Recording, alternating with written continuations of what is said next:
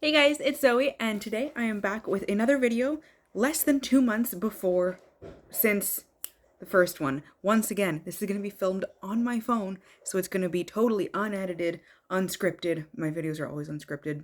Don't know why I even said that. And completely unfiltered, but I did figure out how to flip the video. I forgot to do that last time, and thank you to whoever pointed that out to me. I don't remember who it was right now, but thank you. You're a lifesaver. Everyone else just left me in a lurch and was like, no, it's normal. I am a chaos queen, so it is kind of fucking normal. Anyways, today I am going to be talking about 3 debuts that I loved. I think these were all from 2 of them were 2021. One of them was 2022. Right? Let's check this. 2021, June 2021.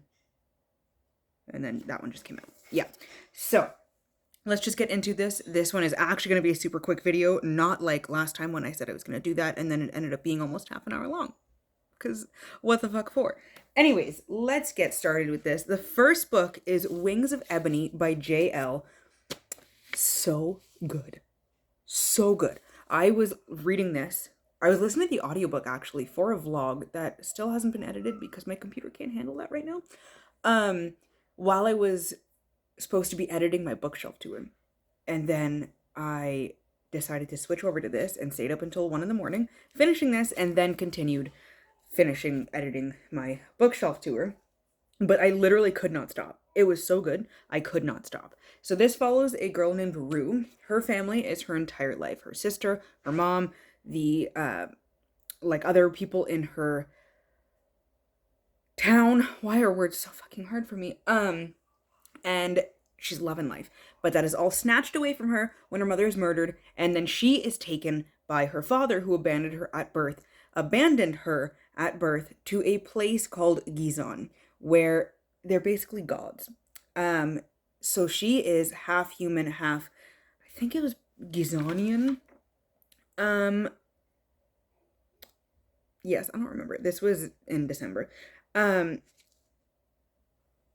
that's not allowed. Being half and half, being mixed, not allowed. It's actually a crime, basically, her existence. And she is not happy because he took her from everything without her consent, I might add. So he's kind of a dick for that reason. But yeah, so a year after everything happens, she is desperate to see her sister on the anniversary of their mother's death, and she breaks Gizon's most sacred law and goes back to Houston. That's where she's from, Houston, Texas. So she just like kind of escapes, and no one's happy about it. No one is a single bit happy about it. I don't even know where I'm going with this right now. Yes, she returns to Houston only to discover black kids are being forced into crime and violence, and Tasha is in danger, her sister, of falling sway to the very forces that claimed their mother's life. And then evidence is mounting that the evil plaguing East Row, where she's from, is the same one that lurks in Gizon, an evil that will stop at nothing until it has stolen everything from her. And Rue is like, fuck you, bitch. That's not gonna happen. You're not gonna kill my mother and then try and harm my sister and ruin my entire life and think you can fucking get away with it. It's just not gonna happen. So I'm gonna have to stop you because no one else will do it. And I'm here for that. I really am. Yeah, she must embrace her true identity and wield the full magnitude of her ancestors' power to save her hood before the gods burn it to the ground. But how can she pull it off when the enemy is everywhere? This was so good. Oh my god. It was very difficult for me to be reading this so late at night when everyone else was asleep, because I'm sitting there shrieking on the inside, trying to let it out. When you're trying to be quiet, but the sounds just come out and you're just like, "Ah!" Like that. That's what I was doing in the kitchen at 1 a.m. with the computer open, my bookshelf tour abandoned, and here I am, like this, book half an inch from my face because I didn't have my glasses on, and my eyes are getting worse. I have a new prescription. I digress. That was not relevant to anything. This is, not editing is so hard for me. Oh, I say so much stupid shit in my videos, and You guys don't even realize how much I trip over my words. But anyways, the ADHD is strong today.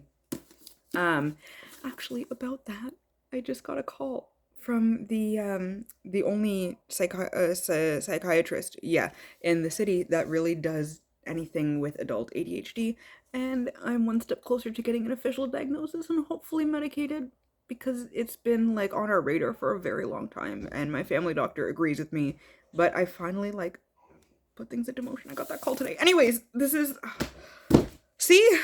Anyways, so good. 5 stars. I have not read the second one. It came out at the beginning of this year, I believe, but I need to. I just haven't. I don't know why I haven't. Because I suck ass. Anyways, next up, we have Blood Like Magic by Lizelle Sambury.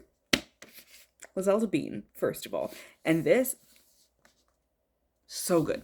So good. So this follows a family of witches in near future Toronto, which is the closest like actual big city. I don't count London because I don't really like London, to where I am here just outside of Windsor.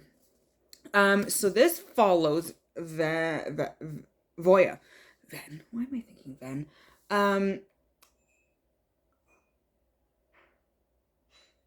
Yeah. So this, in this world, witches have to face like this calling when they come of age, and the last thing Voya expected when she received her calling was to fail, and basically everything in her life is riding on her passing this calling, which she does not do. But then the ancestors give her a second chance, which is completely unheard of, and she needs to figure out if she can actually do what is being asked of her, which is a whole fucking lot, let me tell you.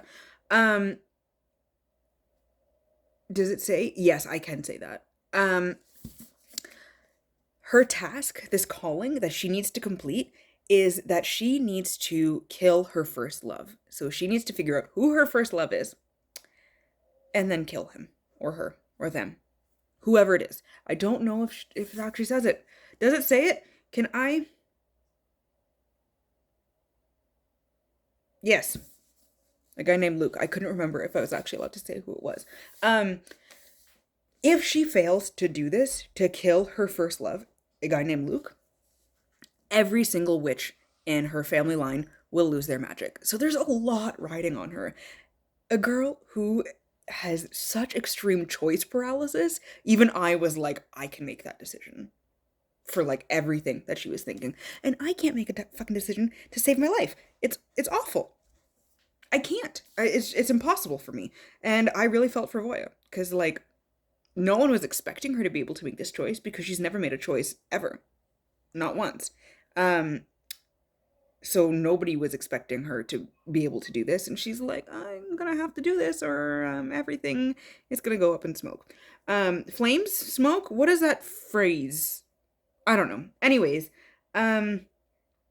yes, here's the problem. She's never been in love. But thanks to a genetic matchmaking program that has just recently come out, she finds out that her best match would be this guy Luke that I mentioned. And the big problem is when she meets him, she kind of fucking hates him right from the beginning. He's a grade A dick, really, if we're being totally honest. Yeah, so how can she fall in love with a guy who seemingly wants nothing to do with her? Great fucking question here, bud. Yeah. So she's caught between her morality and her duty to her line. Do I risk my eternal soul or whatever and murder someone? Or do I let my family's magic just kind of and gone? And their magic is actually like a lot relies on that magic. This was so fucking good. I loved it. I like reading stuff set near where I am, at least. I don't see many books in southwestern Ontario. I don't think I've ever seen a book set where I'm from. So Toronto is closest to like I can get to that. And I like this. And again, Lizelle's a bean. I knew it was gonna be good. And it did not disappoint. The last one here When I tell you, the shrieking from the first one, and I also stayed up really late to finish Blood Like Magic. And I listened to the audiobook on Libro FM, which was fantastic. All of that paled in comparison to when I finished Ophelia After All by Raquel Marie. And I forgot to put this into my book haul video last time. I did get this and it was upstairs and I totally forgot. I read the arc in November, I think it was. And the second I finished it, I went over to Twitter and I opened up the DMs and I started shrieking at Rocky. If you are unfamiliar with who Raquel Marie is, if you remember Blonde with a Book, the booktuber, it's Rocky. This is her book. This cover, gorgeous. The other covers, gorgeous. Ophelia was like, if I had this book as a teenager, I think I would have been a little bit more like secure in myself as a person, you know? I love it. It follows Ophelia, who is a senior. It's coming up to prom, and prom is like a really big thing for her in her life. She really wants prom to go perfectly. She wants the date, she wants the experience, she wants all of it because she is known for having insane crushes on boys and for her roses. They're everywhere in here. Oh, that's a receipt. Where am I at here? My brain froze. Yes. So she's like really known for crushing on guys.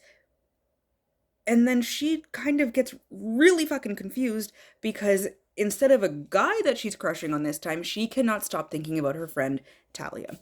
And she is very confused as to why she's thinking about Talia so much and why that's going to throw a wrench into all of her plans.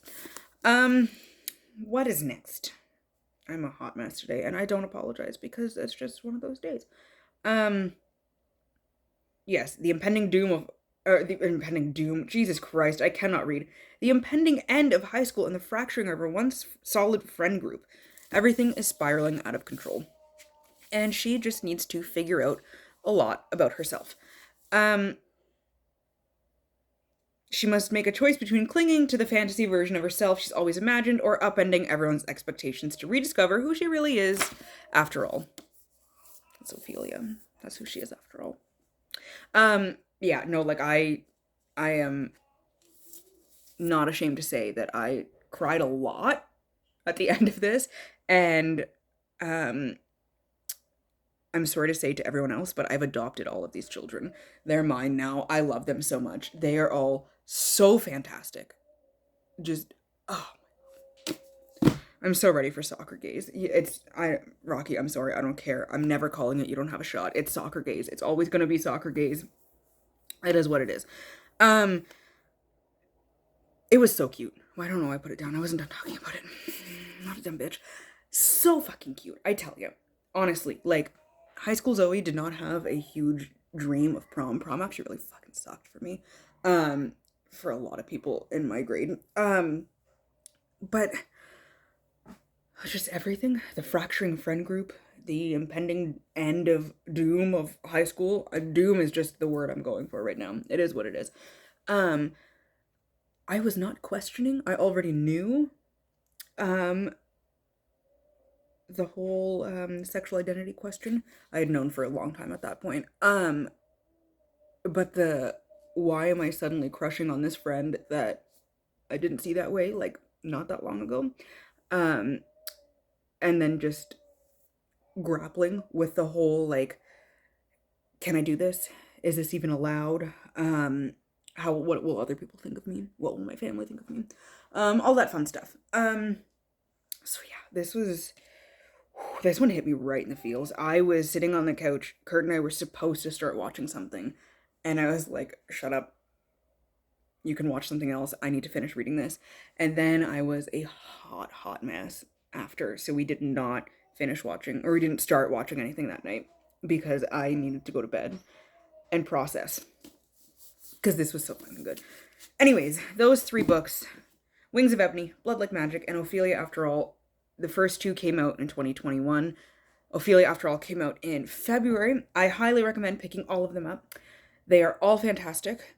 I cannot wait for other books by these three authors. Again, Ashes of Gold, the sequel to Wings of Ebony, is out already. Blood Like Magic, the sequel comes out this year. Blood Like Fate, September, I want to say. I could be totally wrong. I have no idea. And Ophelia After All is a standalone, but Rocky's other book, Soccer Gaze, it's actually called You Don't Have a Shot, but that's what she was calling it while she was writing it, comes out in 2023. I think it is June 2023. I'll put it in the description. I can't edit it in because there's going to be no editing happening. Anyways, that's it. I love them all. You should read them all. That's my PSA. Thanks for coming to my TED Talk. Let me know down below if you've read any of these, what other awesome debuts you've read recently, and which ones like you think I should read too, because I'm always on the hunt for debut authors, especially since my writing is going so well and I want to like just bolster myself and support other new authors. Oh, I'm sorry, Bubsy. I stepped on him that little bit. Anyways, oh my god, yeah, that's all clean back there too. Oh, Blair Witch. Is this not gonna stay? This is literally like just resting on my shelves. Or if that's just too much or you don't have a lot of time, drop some hearts down below, preferably purple ones because that's my favorite color. As always, to stay updated with my current reads and how I'm feeling about them, you can follow me on Instagram, Twitter, and Goodreads. I forgot what social media it was for a second. And Storygraph. All at Zoe's All Booked. And now, also, I made a TikTok. I've got Book Talk now. I will leave that link down below too. I have not posted any book videos yet, but I have 5 of them already filmed, and I'm going to be starting to post them tomorrow, maybe Wednesday. I want to get a bunch more filmed so I can just like actually have things to go out and not, you know, wait 2 months in between because life gets in the way. Yeah. What are words? Where are they? Give them to me. Thank you all so much for watching. There we go. If you like this video, please give it a thumbs up, subscribe, and share the video. And I hope you all have a wonderful day and get at least a little bit of uninterrupted reading time. I love you, awesome nerds, and I will see you in the next one. Oh my god, Draco! Jesus Christ, he tried to trip me.